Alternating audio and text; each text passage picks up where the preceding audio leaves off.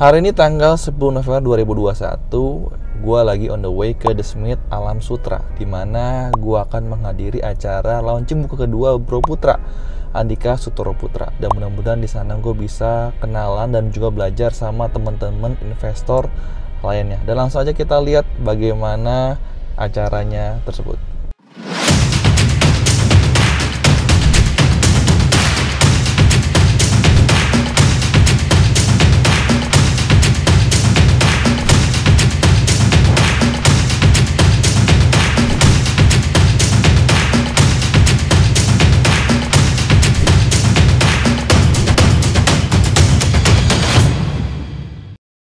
Bagi websitenya, dan sekarang kita mencoba untuk kasih provide ini ke teman-teman semua.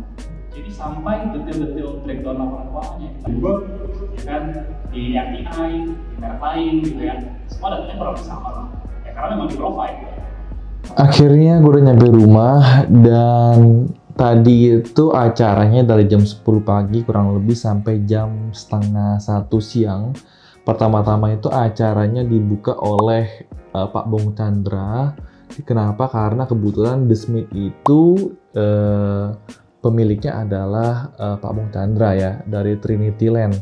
Nah, jadi dia bawa sedikit opening, menjelaskan sedikit The Smith seperti apa, ada office tower, ada Soho, ada residential juga, apartemennya, dan sharing juga kalau nanti GoWork akan ngambil satu lantai di situ, kolaborasi di The Smith.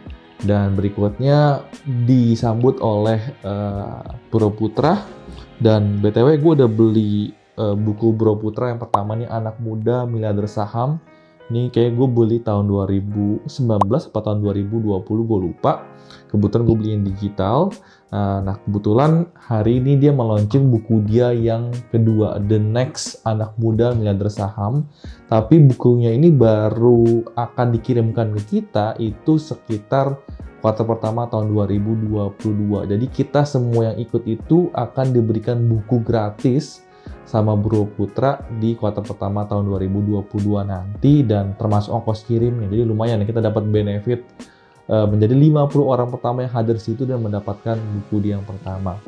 Di-sharing juga tentang bagaimana dia mulai investasi saham dari umur 14 tahun, dan di umur gue lupa 17 atau 18 tahun dia udah mencapai 1 miliar pertama dia, dan sekarang dana dikelola mungkin udah di saham aja mungkin udah puluhan miliar ya.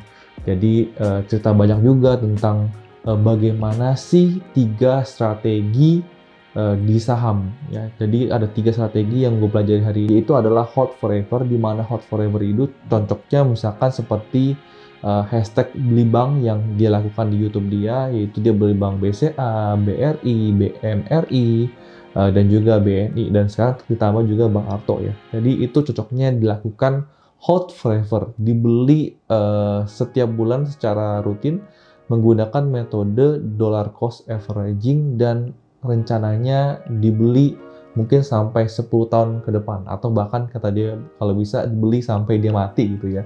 Jadi kita lihat aja bisa nggak hold selama itu 10 tahun. Tapi gue rasa sih si Bro Putra sangat-sangat bisa.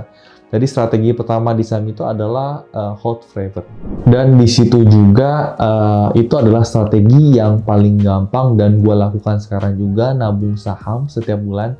Cuman kebetulan mungkin gue nggak beli 4 bank besar sekaligus, gue diversifikasi ke beberapa sektor, nggak ke 4 bank tadi, gue cuma beli salah satunya itu Bank BRI doang. Strategi yang kedua adalah value play, di mana mungkin metode ini kita tahu dari Pak Warren Buffett, di mana misalkan kalau ada saham-saham yang mungkin lagi under value, sahamnya sebenarnya bagus tapi diperdagangkan dengan harga yang murah, maka kita beli saat under value, dan harganya apabila sudah kembali ke harga intrinsic kita jual kembali, kita ambil capital gain dari selisih harga tersebut. Itu adalah dimana strategi value play ya.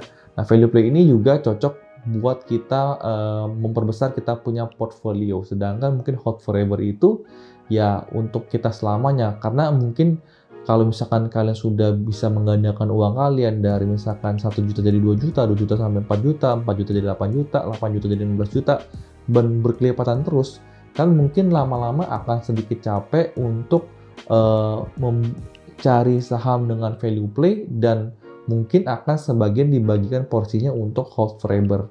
Ya, hold forever yang mungkin saham-saham yang kayaknya 10 tahun ke depan bakal masih ada seperti BRI, seperti sudah muncul atau dan yang lainnya. Nah, strategi yang ketiga itu adalah workout. Nah, di mana ini adalah saham-saham yang mungkin menarik karena corporate action-nya. Nah, salah satu contoh saham workout itu adalah saham Arto, yaitu Arto waktu itu melakukan issue dan sahamnya dibeli oleh Gojek.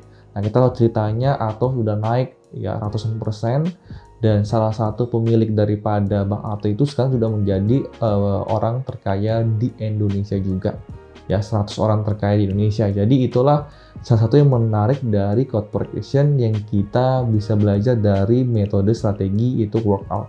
Jadi ada 3 strategi yang gue belajar hari ini, dan yang gue jalankan adalah yang kedua, yaitu yang value play. Ya, gue lebih senang ke value play mungkin karena aset yang gue kelola belum terlalu besar. Mungkin kalau nanti sudah mulai besar baru sedikit-sedikit pindahin ke workout dan mungkin ke hold forever.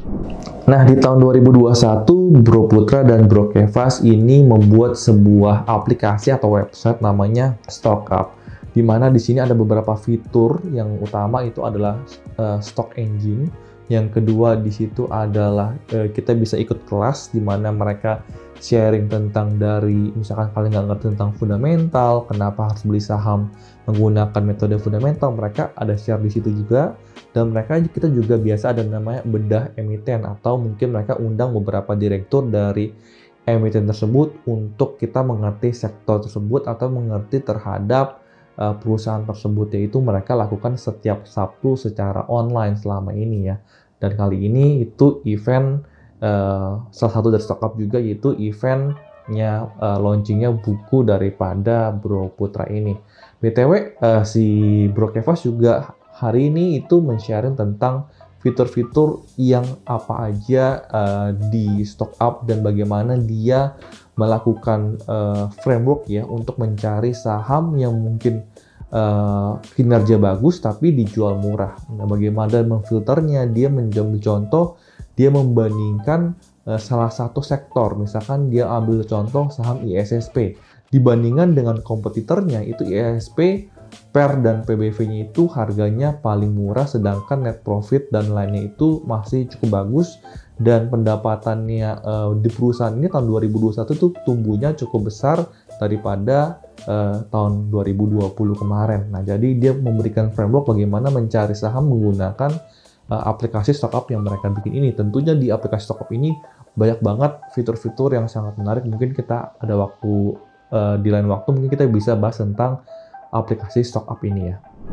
Dan setelah Bro Putra pergi duluan karena kebetulan dia ada urusan, habis itu dilanjut oleh Bro Putra selesai kurang lebih jam 12:30. Akhirnya di ending acaranya itu sales daripada The Smith apartemen tersebut itu membagikan per grup ya, misalkan meja 1, 2, 3 ke sales siapa, 4, 5, 6 ke meja siapa. Nah, kita diajak keliling ke The Smith, ke masing-masing kurang lebih office seperti apa, habis itu Soho-nya seperti apa, habis itu residence-nya seperti apa. Dan memang The Smith ini masih dalam tahap serah terima, jadi belum sempurna banget.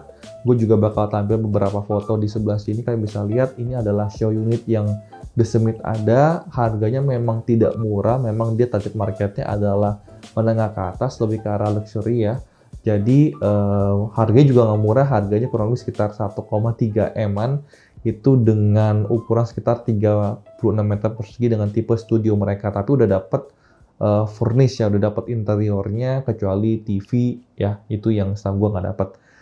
Menurut gue lumayan menarik cara jualan era zaman sekarang. Kalau dulu kan hard selling banget ya, di sini sedikit soft plus hard selling. Jadi kita dapat bisa pinjam venue-nya di The Smith itu, tapi kita juga secara nggak langsung melihat mengeliling lah, belajar bagaimana lihat The Smith-nya itu ada, dan juga dia tawarkan sekaligus siapa tahu kalian tertarik untuk beli The Smith ya. Mungkin ada sekitar 50 orang. Kalau misalkan ada 10 orang tertarik dan ternyata ada 1 orang yang beli, saya rasa acara hari ini sebenarnya cukup sukses.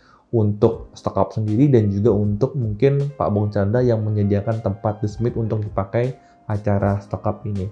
BTW mau thank you banget buat Bro Putra dan Bro Kevas karena udah sharing tentang pengalaman mereka di saham, dan mungkin udah Bro Putra itu sekitar tahun 2014 udah sekitar 7 tahun di saham, dan juga Bro Putra udah lebih dari umur 14 ya udah mulai di saham, jadi bisa belajar banyak banget apa yang mereka jalanin selama mereka di dunia saham. Mudah-mudahan video ini bisa bermanfaat buat kalian juga, dan sampai ketemu di video berikutnya. Jangan lupa main ke channel Instagram gua di Yusuf Arifin Yusef atau di Instagram cius.saham. Sampai ketemu di video berikutnya. Salam cuan dan bye-bye.